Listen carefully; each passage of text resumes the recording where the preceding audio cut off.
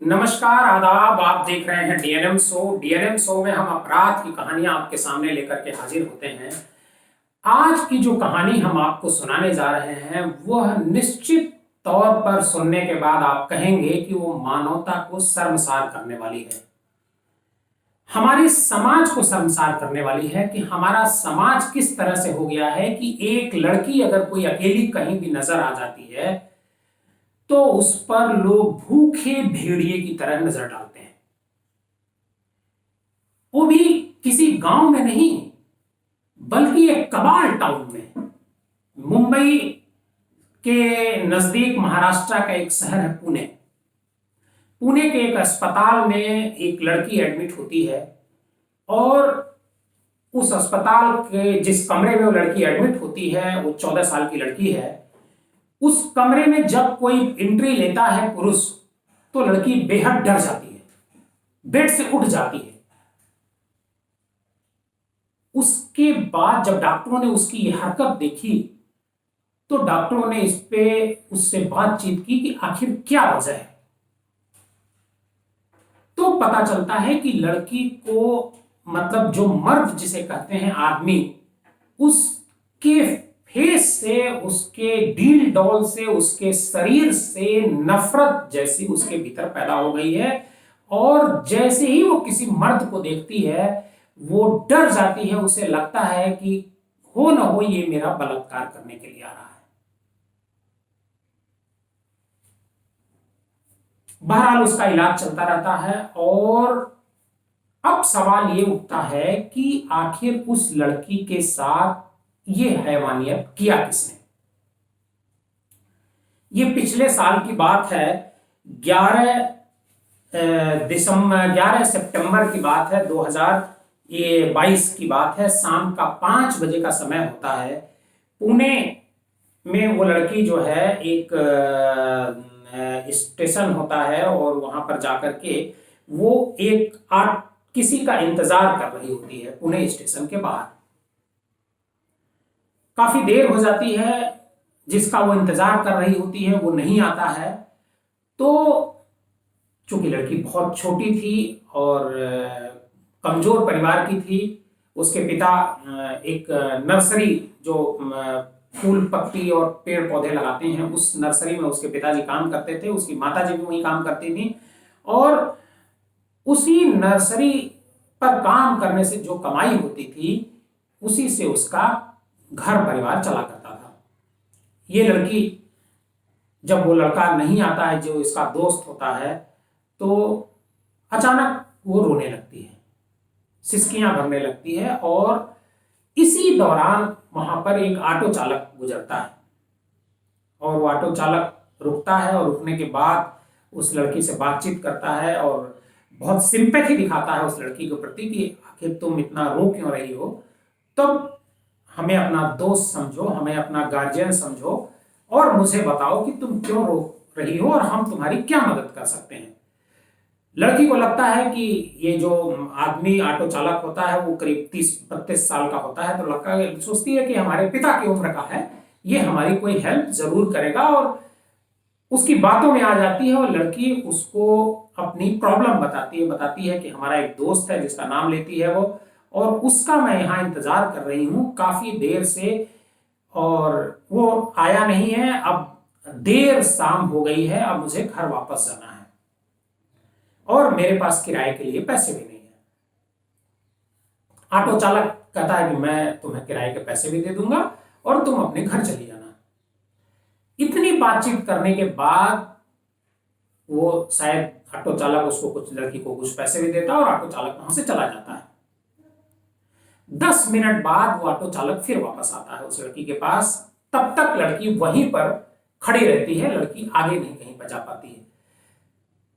फिर ऑटो चालक सामने आता है और उस कहता है कि जिस लड़के का तुम इंतजार कर रही हो वो वहां पर थोड़ी दूर पर तुम्हारा इंतजार कर रहा है और वो मुझसे अभी मिला था और उसने मुझे भेजा है और कहा है कि तुम जा करके उसे बता दो कि मैं शर्मिंदगी की वजह से तुम्हारे सामने नहीं इस जगह पर आ पा रहा हूं, क्योंकि मैं आने में देर हो गया था। लड़की उसकी बात सुनती है और लड़की को भी लगता है कि हो सकता है ये बात सही हो और उसका दोस्त वहां थोड़ी दूर पर इंतजार कर रहा हो। और ऑटो चालक के साथ की बात पर यकीन करते उसके साथ आगे बढ़ जाती है। उसे प्यास लगी होती है लड़की को, और ऑटो चालक के हाथ में एक पानी की बोतल होती है छोटी सी। लड़की कहती है क्या मैं पानी पी सकती हूँ, मुझे प्यास लगी है। तो ऑटो चालक तुरंत वो बोतल उसे देता है और लड़की उस बोतल का जो पानी होती है वो पीती है। और ऑटो से वो करीब 100-150 मीटर दूर खड़ी थी। तो दोनों पैदल चलते हुए ऑटो तक आ रहे हैं। रास्ते में तभी रास्ते में अचानक लड़की गस खाने लगती है, मतलब वो गिरने लगती है। तो ऑटो चालक उसे संभालता है। तब तक वो ऑटो के करीब पहुंच चुके थे और उसे लड़की को ऑटो में बैठाता है और लड़की को ऑटो में बैठा करके वो पास के जंगल में चला जाता है। एक छोटा सा एरिया है जहां पर जंगल है पुणे में, उस वहां चला जाता है और उस लड़की के साथ वो बलात्कार करता है। लड़की जब तक होश में आती है उससे पहले उसके साथ बलात्कार हो चुका होता है। अब वो लड़की को डराता है और लड़की को डराने के साथ साथ फिर वही पानी पिलाता है जो पानी पी करके वो बेहोश हुई थी। दरअसल उस पानी में कोई नशीला पदार्थ होता है जिसे पीने के बाद लड़की बेहोश हो। जंगल में फिर उसे वही नशीला पानी पिलाया जाता है और पानी पीने के बाद उसको ऑटो में, वो जो ऑटो ड्राइवर होता है वो ऑटो में उस लड़की को बैठा लेता है और वहां से वो सीधे एक लॉज पर जाता है। स्टेशन के आसपास का एरिया है, वहीं पर एक लॉज है, उसी लॉज में जाता है और उस लॉज में सीधे वो एक कमरे में जाता है। वहां पर कुछ लड़के पहले से ही बैठे होते हैं। तब तक लड़की को होश आ चुका था। लड़की के साथ जो लड़के बैठे होते हैं उनकी भी उम्र कुछ ज्यादा उम्र के होते हैं, कुछ कम उम्र के होते हैं और लड़की के साथ छेड़छाड़ करते हैं और लड़की रोने चिल्लाने की भी कोशिश करती है। लेकिन इसी बीच उसे कोई इंजेक्शन दे दिया जाता है पकड़ करके, और इंजेक्शन लगने के बाद वो फिर अधसुध जैसी हो जाती है, बेसुध जैसी हो जाती है। उसका जो होश है वो एक तरीके से खत्म हो जाता है। और जो कहा जा रहा है उसके साथ उस जगह पर करीब 11 लोगों ने बारी बारी से 24 घंटे के भीतर में बलात्कार किया। 24 घंटे बीत जाते हैं और 24 घंटे बीतने के बाद लड़की चीखती रहती है, चिल्लाती रहती है, मदद मांगती रहती है जब कभी भी उसे होश आता है। लेकिन इनमें से कोई उसे मदद नहीं करता है। जब 24 घंटे बीत जाते हैं तब उन्हीं में से एक लड़का होता है जिसे इस लड़की पर थोड़ा सा रहम आता है और कहता है कि बस अब इसे हम कहीं ले जा करके छोड़ देते हैं। वो लेकर के आता है और जो दादर रेलवे स्टेशन होता है उस रेलवे स्टेशन पर उसे ले जा करके वो छोड़ देता है। जब वो रेलवे स्टेशन पर लड़की पहुंचती है तो वहां पर उसकी एक मुलाकात जो है एक सफाई कर्मचारी से होती है। सफाई कर्मचारी उसके साथ बातचीत करता है और उसे भी पानी पिलाता है और कुछ खाने के लिए देता है। लड़की कुछ खाती है और लड़की उससे कुछ बताना चाह रही थी, बट वो कहता है कि चलो हम यहाँ पर बैठ जाते हैं, फिर उसके बाद हम मतलब जो भी तुमको बताना है वो मुझे बताओ। एक कमरे में ले जाता है, वहां बैठाता है लड़की को और लड़की उसे अपनी आप बीती के बारे में थोड़ा थोड़ा बताती है। बीच बीच में उसे रोने लगती है, बीच बीच में गिर जाती है, बैठे बैठे गिर जाती है और बताता है। जब ये बात वो बता रहा होता है उस दौरान ये जो सफाई कर्मचारी होता है ये भी किसी हैवान से कम नहीं होता है। ये सफाई कर्मचारी भी उस लड़की के साथ छेड़छाड़ करता है और जैसा लड़की ने बयान दर्ज कराया पुलिस को कि इस सफाई कर्मचारी ने भी उस लड़की के साथ बलात्कार किया और बलात्कार के बाद फिर उसे स्टेशन पर वो छोड़ जाता है। बल्कि स्टेशन पर क्या छोड़ता है कि एक ट्रेन जा रही होती है चंडीगढ़ और उसी ट्रेन पर इसको ले जाकर के बैठा देता है जनरल डिब्बे में। लड़की बैठ जाती है, ट्रेन उस समय खाली रहती है, बाद में ट्रेन धीरे धीरे भरती है, लोगों को लगता है कि ये भी एक पैसेंजर है और लड़की ट्रेन में बैठ जाती है। और लड़की बैठने के बाद सीधे पहुंचती है चंडीगढ़। जब ट्रेन चल रही होती है रास्ते में, उस दौरान उससे कुछ पुलिस वाले भी मिलते हैं जीआरपी के। वो उस लड़की के बारे में जानकारी करना चाहते हैं, पूछताछ करते हैं, लेकिन वो लड़की कुछ भी बताती नहीं है। लड़की को लगता है कि कहीं पुलिस वाले भी जिस उसी तरह के हैवान न हो, जैसे सफाई कर्मचारी था, जैसे ऑटो ड्राइवर था और उसके जो साथी थे। तो लड़की कुछ भी नहीं बताती है। फिर जीआरपी वाले लेकिन उस पर ट्रैक रखते हैं कि लड़की उतरती कहां है। चंडीगढ़ पहुंचने पर जब स्टेशन पर ट्रेन पहुंचती है तो वहां चूंकि ट्रेन काफी देर रुकती है, तो जीआरपी वालों ने इस लड़की को वहां पर उतारा और उतारने के बाद इसे जीआरपी थाने पर ले जाते हैं। जबरदस्ती पकड़ करके, लड़की तैयार नहीं होती जाने के लिए, लेकिन इन पुलिस वालों को ऐसा लगता है कि इसके साथ कोई हादसा जरूर हुआ है, इस वजह से उसे पकड़ करके थाने पर ले जाते हैं, जीआरपी थाने पर। और लड़की पुलिस वालों से कोई बातचीत नहीं करती है। तब जो वहां के इंस्पेक्टर होते हैं जीआरपी थाने के, वो CWC यानी चाइल्ड वेलफेयर कमेटी जो वहां पर होती है चंडीगढ़ की, उसको फोन करते हैं और वहां से कुछ महिलाएं आती हैं और एक पुलिस महिला अधिकारी जो सब इंस्पेक्टर होती है वो भी रहती है। ये सारे लोग आते हैं और लड़की के साथ एक होम लेयर मतलब घरेलू एक एटमॉस्फेयर क्रिएट करने की कोशिश करते हैं। और फिर करीब 6, 7, 8 घंटे बाद वो लड़की कुछ बताने की स्थिति में होती है। लड़की जब बताना शुरू करती है अपने बारे में, क्योंकि उसे हर घटना याद थी। उसे यह भी याद था कि उसे कब पानी पिलाया गया, उसे यह भी याद था कि वो ऑटो पर कब बैठी, उसे यह भी याद था कि उसके साथ जंगल में कौन बलात्कार किया, इसके बाद जंगल के बाद उसे होटल ले जाया गया, उसे यह भी याद था।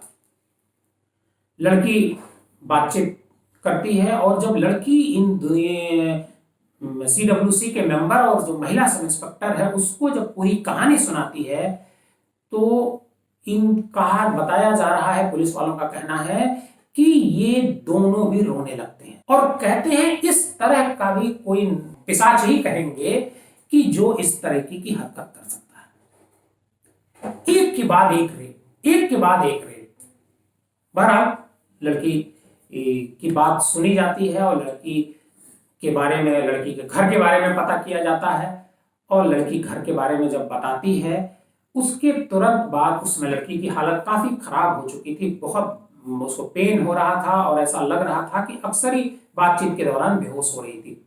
तो पुलिस ने तुरंत इसके लिए मुंबई पुलिस से संपर्क साधा, पुणे पुलिस से संपर्क साधा और पुणे पुलिस और उनकी सलाह पर इस लड़की को मुंबई के एक हॉस्पिटल में भर्ती कराया गया। वहां से जहाज से इस लड़की को मुंबई लाया गया, वहां के एक हॉस्पिटल में भर्ती कराया गया। और इस बीच जब लड़की घर नहीं लौटी 2 दिन तक, तो जो लड़की के माता पिता हैं जो नर्सरी में काम करते थे पुणे में, उन लोगों ने गुमशुदगी की FIR दर्ज कराई थी। और उसी अब उनको भी पता चल गया कि उनकी लड़की के साथ कोई हादसा हुआ है और उन लोग भी आते हैं बंबई और लड़की से अपने मिलते हैं। और लड़की जो कहानी बताती है, उस कहानी के बाद अब पुलिस के सामने सबसे बड़ी चुनौती होती है कि आखिर इन अपराधियों तक पहुंचना। पुलिस कैसे इन अपराधियों तक पहुंचेगी, क्योंकि ये पूरा केस ब्लाइंड था। लड़की उस लड़के को नहीं जानती थी, उस ऑटो चालक को नहीं जानती थी जिसने उसके साथ पहली बार बलात्कार किया। उसके बाद होटल में जिन लोगों ने बलात्कार किया उनके बारे में भी कुछ नहीं जानती थी। किस होटल में उसे ले जाया गया उसके बारे में भी लड़की नहीं जानती थी। रेलवे स्टेशन पर जो सफाई कर्मचारी है उसने उसके साथ रेप किया, उसके बारे में भी इस लड़की नहीं जानती थी। तब पुलिस ने सबसे पहले CCTV फुटेज को खंगालना शुरू किया और लड़की का जो मोबाइल है, उस मोबाइल का जो लोकेशन है, उस लोकेशन की तलाश शुरू की गई। मोबाइल का कॉल डिटेल निकाली गई, किस किस जगह पर लड़की गई है उस देखा गया, और सीसीटीवी टीवी फुटेज से पहला पुलिस को एक सुराग मिलता है पुणे रेलवे स्टेशन पर कि उस सीसीटीवी फुटेज में ऑटो चालक पहली बार भी लड़की के पास जाता हुआ नजर आ रहा है, और दूसरी बार 10 मिनट बाद भी लड़की के पास जाता हुआ नजर आ रहा है, और फिर लड़की उसके साथ आती है और अर्ध बेहोशी की हालत में वो कंधे पर ऐसे हाथ टिका लेता है और उसे ले जाकर के ऑटो में बैठाता है। लड़की दिखती है और वो ऑटो चालक भी दिखता है। उसी सीसीटीवी में ऑटो चालक का जो ऑटो का नंबर है वो नंबर भी डिस्प्ले हो जाता है, और वही एक कड़ी है जिसके जरिए पुलिस ऑटो चालक तक पहुंच पाती है। पुलिस उस नंबर से आरटीओ डिपार्टमेंट से ऑटो चालक के नाम और फोन नंबर उसका निकालती है, और निकालने के बाद उसके घर पर पुलिस दबिश देती है। रात में पुलिस ऑटो चालक को पकड़ लेती है। ऑटो चालक की गिरफ्तारी के बाद ऑटो चालक से पूछताछ करती है, तब उन लोगों के बारे में पता चलता है जो लोग पहले से होटल में बैठे थे, मतलब कि ऑटो चालक के ये दोस्त थे, और इसने ही ऑटो चालक को पहले ही बता दिया था ऑटो चालक ने कि ये हम एक लड़की लेकर के आ रहे हैं, तुम लोग रेडी रहना। ये 12 लोग इसमें गिरफ्तार होते हैं। इसमें उसके बाद जो पुणे का जो रेलवे स्टेशन है, अब पुलिस के सामने ये समस्या थी कि सफाई कर्मचारी को कैसे तलाशा जाए। यहां भी पुलिस सीसीटीवी फुटेज का सहारा लेती है, और सीसीटीवी फुटेज के जरिए 24 घंटे के भीतर उस सफाई कर्मचारी को भी गिरफ्तार कर लेती है। पुलिस इस केस में अब 16 लोगों को गिरफ्तार कर चुकी है, और ये मुकदमा फास्ट ट्रैक कोर्ट में चलाया जा रहा है। जल्दी चार्जशीट फाइल की गई और फास्ट ट्रैक कोर्ट में इसका मुकदमा चल रहा है। आप लोगों ने निर्भया कांड जरूर सुना होगा, जिसकी गूंज क्या भारत क्या पूरी दुनिया में रही, क्योंकि निर्भया जब उसकी हालत खराब हो गई इस हॉस्पिटल में तो उसे सिंगापुर ले जाया गया था और वहां उसकी मौत हुई थी। लेकिन निर्भया कांड की चर्चा तो पूरे देश में हुई, जिसमें 3-4 लोगों ने एक लड़की को बस से उतार करके उसके साथ रेप किया था। इस लड़की के साथ करीब 13-14 लोगों ने बलात्कार किया 48 घंटे के भीतर, लेकिन इसकी चर्चा पूरे देश में नहीं हुई। ये कांड निर्भया से बड़ा कांड है, लेकिन चूंकि मीडिया दिल्ली में सेंट्रलाइज है, पुणे में मीडिया का सेंट्रलाइजेशन नहीं है, इस वजह से इस घटना को उतना हाइप मीडिया ने नहीं दिया जितना निर्भया कांड को दिया। लेकिन अगर आप पूरे घटनाक्रम को देखते हैं तो यह निर्भया कांड से बड़ा कांड आपको नजर आएगा। और हमारा जो समाज है उस समाज में कितनी विकृतियां हैं ये घटना उसको भी बयान करती है, और साथ साथ लड़कियों को आगाह भी करती है कि अगर वो किसी अनजान व्यक्ति उनसे कुछ कहता है तो उस पर वो कितना भरोसा कर सकती हैं और किस बात पर उनके भरोसा कर सकती हैं। हमारा इस कहानी को सुनाने का मकसद सिर्फ इतना है कि आप सावधान रहिए, सतर्क रहिए, ताकि आप ठीक रहें, इन अपराधियों के चंगुल में न फंसने पाए। आपको आज की कहानी हमारी कैसी लगी हमें कमेंट बॉक्स में जाकर जरूर बताइएगा। अगर आपको कहानी हमारी अच्छी लगती है तो हमारे इस चैनल को सब्सक्राइब कीजिएगा, लाइक कीजिएगा और ज्यादा से ज्यादा लोगों को शेयर कीजिएगा।